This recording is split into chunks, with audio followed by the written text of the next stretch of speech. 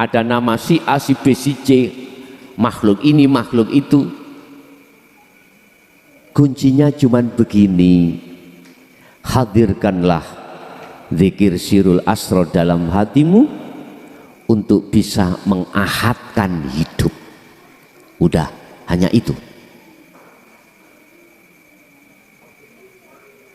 Jadi jangan sekali-kali hatimu punya iman bahwasanya selain Allah itu punya hidup.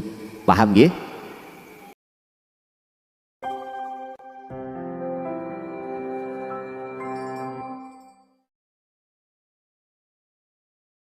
Ahadkanlah Allah di segala segi apapun, iku bagaimana caranya. Mungkin boleh saya katakan barangkali yang hadir atau di majelis sana ada pemula, nggak ada salahkan, nggak ada salahnya jikalau saya katakan mulai awal. Untuk bisa mengahadkan Allah di dalam segi apapun, kondisi apapun. Pertama, kita sudah mengerti sistem ilmu bagaimana cara mempraktekkan zikir di dalam la ilaha illa anta yang kita sebut sebagai sirul asrar. Ilmunya dulu.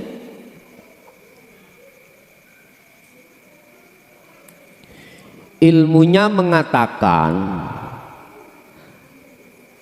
arti sirul asrar adalah diam, zikir tanpa ngucap baik lisan maupun hati.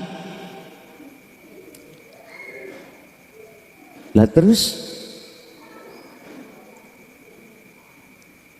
zikir yang tidak ismudat namanya hidup, tidak. Tapi zikir yang di sini disebut bidat. Apa? Sadar diri tentang hidup itu siapa. Hati sadar dan menyadari lewat su'aul basirah, merasakan atau mengimani. Ini proses awal bahwasanya yang disebut hidup itulah Allah Subhanahu wa ta'ala. Baik hidup itu yang ada pada diri Anda maupun di luar diri Anda. Di luar diri Anda bisa jadi pada hayawan, malaikat, para kekasih Allah, tumbuh-tumbuhan, atau makhluk yang tidak bergerak.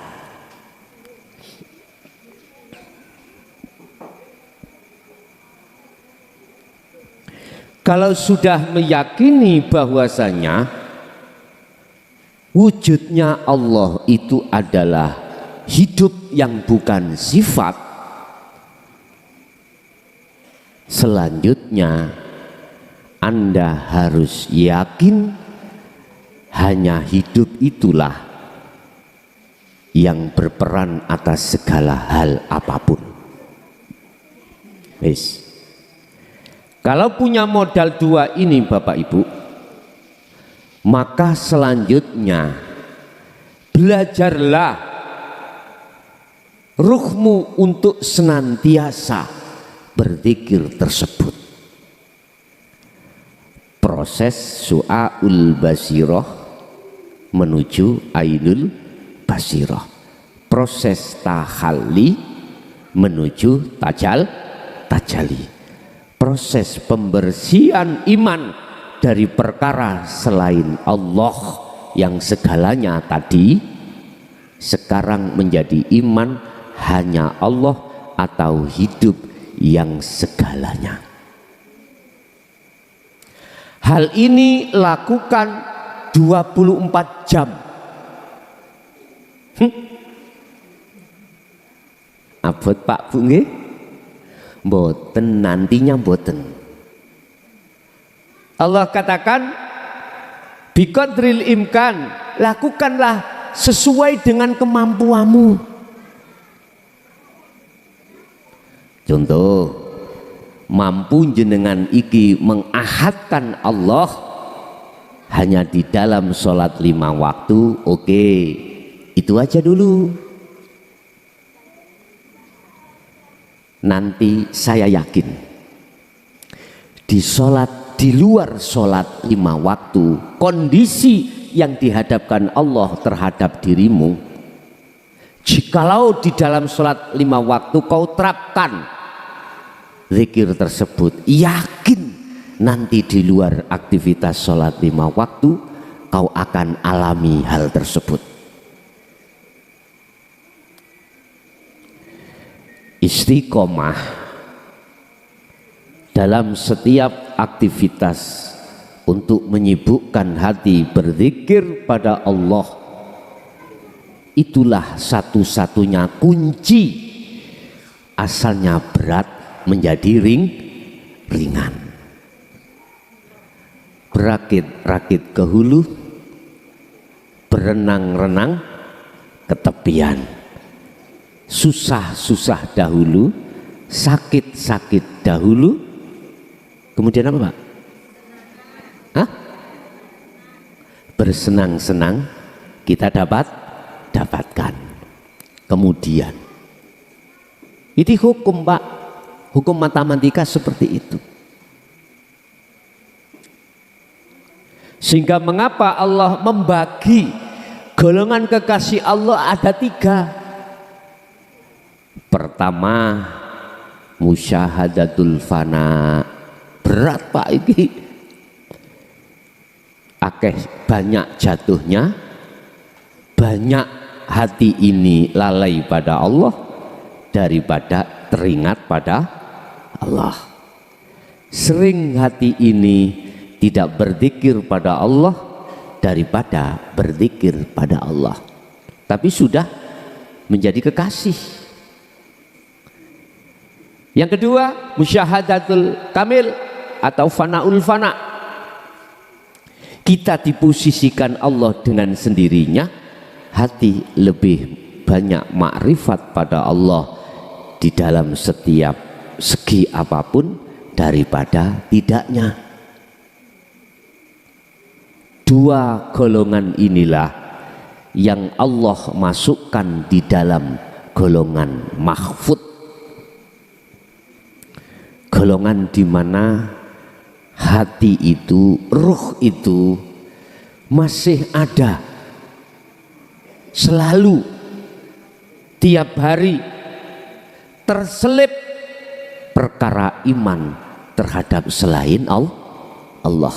Tapi wa yaghfir lakum dzunubakum fataba alaih, tetapi Allah selalu mengampunimu karena olehnya terjadi itu tidak kau dasari dengan sengaja ataupun dengan niat untuk ingkar terhadap Allah Subhanahu wa ta'ala. Yang ketiga, Allah kasih golongan kekasihnya yang disebut musyahadatul baqa. Ini Allah masukkan di dalam makom mahfud, makom maksum, makom di mana baik terjaganya ataupun tidurnya, ruhnya selalu berzikir pada Allah. Dalam 24 jam tidak sedetik pun ruhnya itu lalai dari Allah Subhanahu wa ta'ala. Bapak Ibu, kalau ini sudah panjenengan raih, mudah sekali jenengan ini mengahadkan Allah dalam segi apapun. Ketika melihat apapun fisik ini Bapak, mata hatimu hanya memandang Sang Yang Tunggal, hanya memandang hidup. Sekalipun itu terjadi di fisik makhluk apapun, tetap hati hanya memandang hidup. Terus apa bedanya hidup yang ada pada diri manusia, malaikat, jin, iblis, hayawan, tumbuh-tumbuhan, ataupun makhluk yang kita anggap secara syar'i tidak bergerak? Kul, katakan Muhammad, huwa, utawi dia, maksudnya hidup, iku Allahu, utawi jenenge Allah, iku ahadun esa. Jadi golongan tiga tadi Pak, Bu, sudah tidak membedakan antara hidup yang ada pada dirinya maupun di luar dirinya. Karena apa? Di mata beliau, hatinya sudah tidak ada lagi perkara selain Allah. Di saat detik-detik Allah menarik ruh itu di posisi singgasana Allah yang disebut musyahadah. Paham nggih? Langkah yang termudah bagi Bapak Ibu, apapun yang kau hadapi, kondisi apapun, pekerjaan apapun, belajarlah selalu hatimu memandang, mengiman, merasa hanya hiduplah yang berperan. Dari segi penguasaannya, dari segi apapun. Nanti kalau itu sudah menancap di dalam hatimu, dengan sendirinya perkara selain Allah yang tadinya sudah bersarang di dalam hati akan tumbang dan keluar dari hatimu. Ini pasti. Yang terpenting adalah bagaimana menghadirkan zikir di dalam hatimu. Itu urusan jasad ngalami proses aktivitas akmaliyah apapun, silahkan. Yang terpenting adalah bagaimana menghadirkan zikir sirul asrar sampai ke fana'u dzikri di dalam hatimu. Sebab dengan cara itulah kau akan dengan mudah untuk mengesahkan Gusti Allah. Ada di dalam pengenalan ilmu di tauhid la ilaha illa anta itu mengahadkan Allah dari segi zatnya, mengahadkan Allah dari sisi sifatnya, mengahadkan Allah dari sisi af'alnya, mengahadkan Allah dari sisi asma atau namanya. Itu bagaimana? Padahal tadi sudah saya ringkes jadi satu. Kita mengahadkan Allah dari sisi zatnya, berarti tidak ada yang hidup kecuali Sang Yang hidup. Sama. Terhadap sifatnya juga begitu. Tidak ada makhluk yang menyamai sifat atas diri hidup tersebut.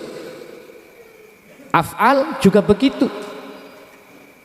Dari segi yang bekerja, yang berperan, hanya hidup. Asma juga begitu, nama. Banyak nama di dunia ini Pak. Ada nama si A, si B, si C, makhluk ini, makhluk itu. Kuncinya cuman begini, hadirkanlah zikir sirul asrar dalam hatimu untuk bisa mengahadkan hidup. Udah, hanya itu. Jadi jangan sekali-kali hatimu punya iman bahwasanya selain Allah itu punya hidup. Paham ya? Sedangkan Allah sendiri sudah nyatakan tentang dirinya hidup dalam surah Al-Hadid ayat 3. Kalau yang namanya hidup itu ada di dalam dan di luar, di awal dan di akhir sebuah persoalan apapun. Wa qala aidan wa nahnu aqrabu ilaihi min hablil warid. Wa nahnu utawi kita, Allah sakok kita, kok bahasanya nahnu? Di Quran kan gitu Pak. Wa nahnu utawi kita. Kita itu lah banyak toh Pak ya, banyak. Tapi kita mengenal bahwasanya Allah itu ahad, tunggal. Di dalamnya satu, bukan satu tapi di dalamnya satu, tunggal. Kalau tunggal tidak ada yang lain, kok malah wa nahnu? Bingung dong mboten tenan. Wa nahnu utawi kita iku dimaknani kita itu boleh saya. Kalau sudah Anda mengahadiahkan untuk menuju akad nggak apa-apa. Iku akrobu lebih dekat ilaihi min hablil warid. Kita di situ mengatakan kita berarti seakan-akan Allah itu banyak. Kita memandang banyak itu karena hitungan secara umum. Ada hidup dalam si makhluk ini, ada hidup si makhluk ini. Terus bagaimana cara Anda mengahadkan nahnu itu tadi? Memutakalimkan nahnu tadi bagaimana? Otomatis Anda harus mendatangkan hati ini, menghadirkan hati ini dengan zikir sirul asrar. Karena zikir sirul asrar di tahapan pertama su'aul basyiro itu menekan ruhmu untuk hanya beriman terhadap Allah saja. Hidup berarti tunggal di dalam banyak. Banyak kelihatannya tapi esa. Coba air laut itu bisa punya, nanti ojo dikatakan beranak loh ya. Qur'anil lam yalid walam yulad. Air laut itu punya air lagi, disebut air hujan, disebut air tawar. Yang air tawar bisa menjadi air cebokan, air peceren, air limbah dan lain sebagainya. Sifat keairannya itu tidak hilang. Tapi kalau air banyak tersebut jenisnya kalau sudah masuk di dalam lautan, bicara apa? Bisa bicara tah kita itu? Oh itu air hujan, nggak bisa. Oh itu air tawar. Oh itu air peceren, air limbah, oh itu air dan air-air macam-macam yang tadi kita sebut air yang belum kembali sampai pada lautan. Tidak bisa. Sebutannya cuma tunggal. air asin atau air laut. Memang sebelum sampai air hujan itu jatuh di lautan, dia disebut air hujan. Tapi kalau sudah jatuh kembali air laut, mana mungkin kau sebut air hujan? Enggak mungkin. Terus bagaimana kita menghadiahkan wa nahnu iki banyak ini? Ya Anda harus masuk terhadap alladzi hidup. Baru Anda berkata Allah itu lebih dekat daripada urat nadi. Allah itu di mana-mana dan tidak kemana-mana. Bapak Ibu, kita selagi ada di dunia akan dikatakan betul-betul menyembah pada Allah, manakala segala amalia yang terjadi pada diri Anda itu kau dasari makrifat pada Allah baru. Sehingga mengapa bahasa abedun itu tidak bisa dipisahkan dengan menyembah, dan bahasa menyembah itu tidak bisa dipisahkan dengan bertemu. Bahasa bertemu yang dimaksud ini menghadap, melihat, bersaksi hanya pada Allah. Itulah makna dari sebuah ayat, tidak diperintahkan kau semuanya illa liya'budun, kecuali hanya menyembah. Substansinya ini sebagai mukhatab yang diperintahkan itu ruh. Ruh Pak, sekali lagi saya katakan ruh. Jasad ini sebagai wadah aja, sebagai wadah saja, atas dasar ruh itu menerima, berjanji menerima, sanggup membawa amanah dari Allah. Apa amanahnya? Hanya menyembah. Hanya menyembah. Jasad iki wadah dulur, laksana burung ngono ya. Jasad ini adalah kurungan. Selagi burung ada di dalam sangkar, bebas mboten? Mboten bebas, tidak bebas, terkekang.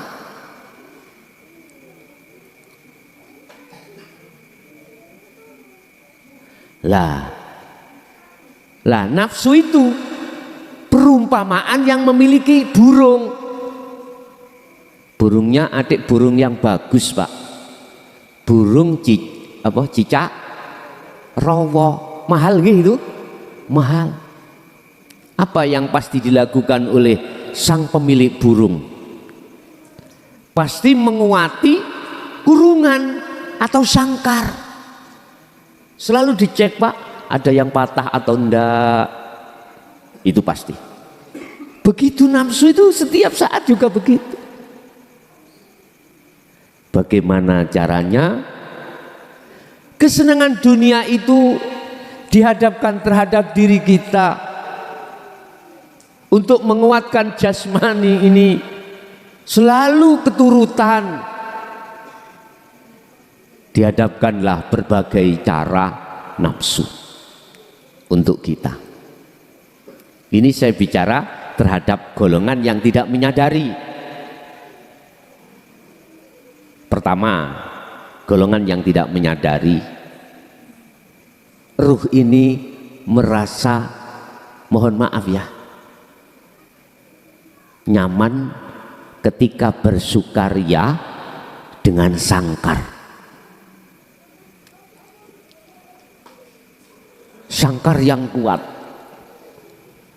Ruh ini akan bersukaria ketika mewah secara dohiriyah kita. Mewah, rumah punya seperti istana, pekerjaan lancar terus. Omset kita dalam 1 bulan Bapak tidak ratusan juta, bahkan miliaran. Punya pabrik, punya showroom, macam-macam. Kita punya jabatan Pak, minimal jadi gubernur,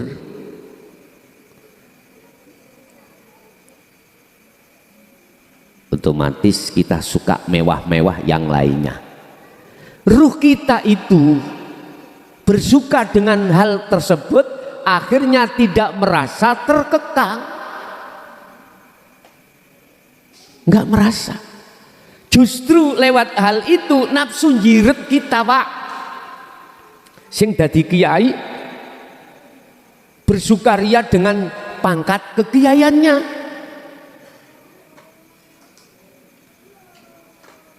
Apalagi dia sudah popularitasnya itu mendunia Pak. Dalam 1 hari tidak ngaji aja bingung, ikilah omsetku berkurang. Nah gitu. Ada Pak yang ditarif Pak, ngaji ditarif ada. Kalau nggak 10 juta nggak datang aku. Itu di lokal daerahnya saja. Nanti kalau sudah keluar daerahnya, di luar provinsinya lain lagi. Berapa? 25? Lu ada loh. Saya katakan terhadap Anda yang seperti itu, mohon maaf, saya cuman memberikan nasihat ya. Apapun alasanmu, apapun, singkatannya itu bikin buat kesejahteraan pondok lah dan lain sebagainya, nggak boleh sayang. Kau tentukan seperti itu, nggak boleh. Mohon maaf loh Pak, kadang kita beralasan untuk kesejahteraan bangun pondok lah gitu nggih. Wapi nggih niku, wapi niat konten niku. Tapi jikalau dipandang kacamata hakikat di mata Allah, dolim Anda, dolim. Dolimnya pada Allah, bukan pada manusia, pada Allah. Allah katakan, kalau kamu memberikan target seperti ini, oke lah, tak kasih tadi 25 juta ya, tak kasih 50 juta, tapi tak minta kau 10 menit napasmu. Gimana? Sanggup? Halo? Gak mungkin maulah Pak. Satu yang kukasihkan padamu lewat napas belum maksimal kau syukuri terhadap aku, kau ngatur-ngatur apa yang sudah kuatur. Yukhadi'unallaha walladzina amanu wa ma yakhda'una illa anfusahum wa ma yash'urun. Gus, gak usah sok suci. Raimu doyan rokok, raimu yo doyan bensin, gak ojo sok suci po. Ada Pak, gerutu dalam hatinya karena saya kasih nasihat seperti itu nggak terima. Mohon maaf ya, ulama yang sudah masuk dalam dunia hakikat makrifat, ngajine prei lu dadi nang seneng nih. Estu Bu, dadi nang seneng nih.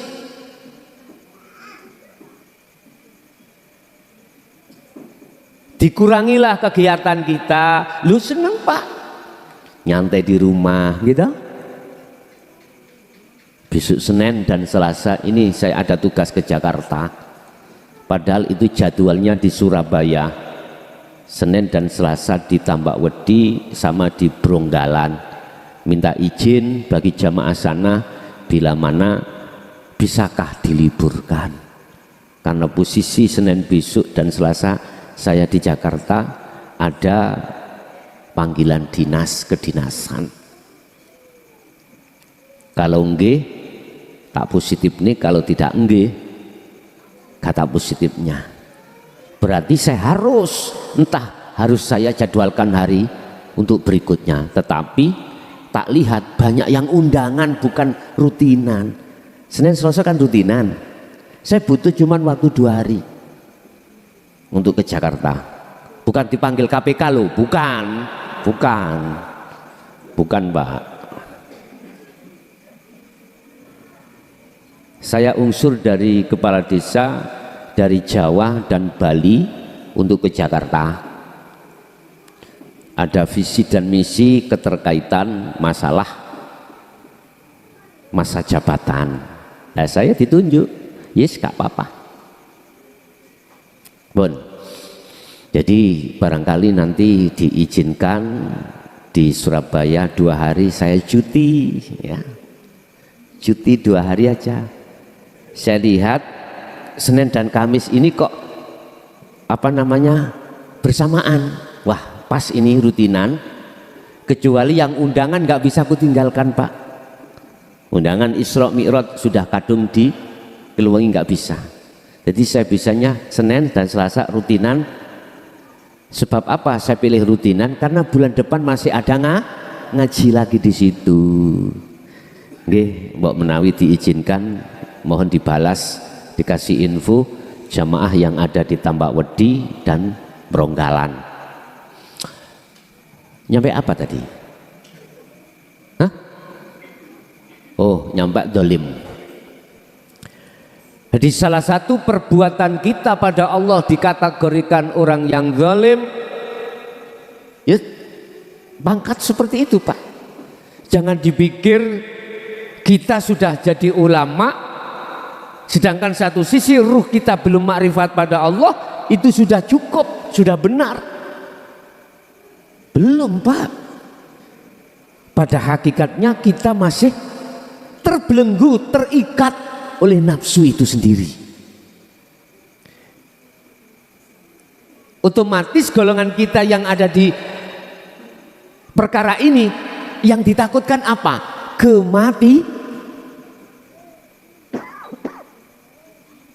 Pisahnya burung dari sangkar. Burung itu akan keluar manakala sangkarnya rusak. Sangkarnya rusak. Dan ini yang ditakutkan oleh banyak manusia, padahal ini mesti terjadi. Kullu nafsin dha'iqatul pasti. Lah, mereka-mereka yang hatinya sudah sampai pada Allah, justru mohon maaf, ketika di dunia ini sebenarnya jasad ini, ruh ini masih jadi satu dengan jasad, itu terkekang Pak. Jasad menuntut, mohon maaf, kita laki-laki harus punya istri. Kalau sudah punya istri harus punya anak. Tuntutannya jasad seperti itu. Menuntut harus punya rumah, harus punya status, menuntut terus. Tapi roh mengikutkan seperti itu loh, sesungguhnya payah banget. Sehingga jangan heran beliau-beliau itu rindu akan kematian. Sehingga adanya tsunami, adanya angin apa Pak? Puting beliung, bukan putingnya. Bener tak puting entah. Ada gempa, ada apapun, jangan dikira dia bersedih, beliau tambah senang. Karena apa? Secara logika kurungannya virus rusak, artinya sudah dekat dengan kematian. Nanti sudah tidak mengikutkan jasad iki, makan minum butuh, enggak, sudah. Sehingga Rasulullah mengisarahkan para arwah yang seperti ini kalbarki, kembalinya dia pada Allah kalbarki, seperti kilat, saking cepeti. Mengapa begitu? Karena dia sudah tahu jalannya, tahu tempatnya. Dia pun tidak buta, langsung kembali pada Allah. Beda dengan yang takut dengan kematian. Apa? Dia tidak tahu jalannya, tempatnya, mata juga buta. Sehingga takut Pak dengan kematian. Sebetulnya Pak, untuk mengukur kita, ruh kita itu sudah sampai pada Allah, sebenarnya itu sederhana. Anda masih takut dengan kematian atau enggak? Kematian jasad itu Pak ya. Kalau masih takut, berarti masih merasa selain Allah itu ada gitu. Cuman jalannya kematian kan macam-macam Pak ya. Ada yang Allah lewatkan sakit, Allah lewatkan kecelakaan, Allah lewatkan wis macam-macam. Bisa juga, mohon maaf, nek kendat Kak. Tahu kendat nggih? Karena kendat itu bersumber awal dari stres. Gara-gara urusan dunia. Nek stres gendeng urusan Allah mboten Pak. Saweneng tambahan manahipun. Sawetres ngoten niku. Sinten mriki tahu stres? Nggih kula dhewe. Ngoten lho ya. Wis cara wong mangan nikmate niku wis gak kenek, enggak bisa diukur Pak. Dalam posisi seperti itu kalau bisa stres terus. Ya. Stres terus. Tapi stresnya gak urusan ke dunia. Dilalaikan urusan dunia, itulah stres. Anda sebetulnya sering mengalami stres apa? Tidur. Anda kan sudah enggak kelingan urusan dunia tak? Enggak. Terus bagaimana rasanya jenengan tidur habis itu? Sehat toh? Enak. Makanya tidur terus jasadmu ya, enggak apa-apa. Tidur terus. Bapak Ibu hadirin, udah. Jadi bentuk kemewahan dunia secara jasmani itu, rohani itu nggih greges Pak, ngetut niku greges. Artinya dia sebetulnya itu rindu keluar dari sangkar, itu rindu banget. Walaupun dia sudah terbebaskan dari hukum-hukum kemewahan dunia, tetapi jasad ini masih ikut terhadap ruhania iki. Sebetulnya itu ruhania itu umpama boleh milih lho Pak, boleh milih. Udah tinggalkan nah dengan cepat urusan dunia, apa jenis jasmani ini. Tapi kita tidak bisa keluar dari ketetapan Allah. Ingat ceritanya abahipun, bapakipun, ayahandaipun Syekh Abdul Qadir Jailani, sudah saya ceritakan ya. Yang pengen mati lu Pak, sudah ya? Nah, ya. Belum dah. Beliau pengen banget meninggal dunia dengan lekas. Oleh karena di situ Allah belum menentukan jadwal matinya, apapun tidak akan pernah bisa. Suatu saat dalam satu negara itu rajanya punya putri yang cantik jelita. Tidak ada satu negara itu melebihi kecantikannya beliau. Siapa namanya? Boleh tak ceblos no Pak? Huruf pertama mawon nggih? KH. Sampeyan terus no. Ada yang mengatakan hanya H. Setiap orang yang ingin meminang Bapak Ibu mesti mati.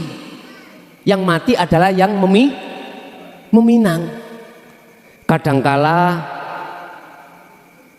atine nakok notok itu anak sapa yo.